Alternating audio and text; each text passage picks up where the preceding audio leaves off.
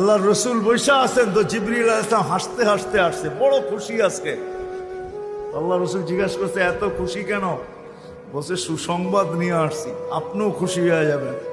বলছে কি সুসংবাদ? 70,000 উম্মত আপনার হিসাব কিতাব ছাড়া জান্নাতে যাবে। তো শুনতে দেরি, চেহারা মলিন হইতে দেরি হয় নাই। তো জিবরিল আলাইহিস সালাম বললেন এটা কি? আপনি তো খুশি হওয়ার কথা, চেহারা মলিন হলো কেন?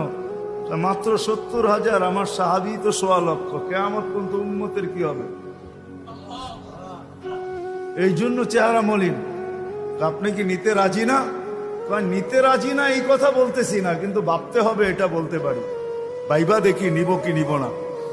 তো পাশে ওমর রাদিয়াল্লাহু তাআলা আনহু বসা, বলছে ওমর নিব 70,000, বিনা হিসাব কিতাবে জান্নাতে যাবে। যেমন উস্তাদ তেমনই তো ছাত্র হয়, পীর যেমন মুরিদ তো এমনই হয়, ঠিক না? হ্যাঁ, কি বলেন? সঙ্গী ভালো হলে আমিও ভালো হব, এটাই তো সত্য। নাহলে কোরআন কেন বলবে কুনু মা সাদিকিন? নেককারদের সাথে চলো, তুমিও নেক হয়ে যাবা, তুমিও নেক হয়ে যাবা। ভালোর লোকে চলো, ভালো হয়ে যাবা। প্রবাদ বাক্য এটাই সত্য। সৎ সঙ্গে স্বর্গবাস, অসৎ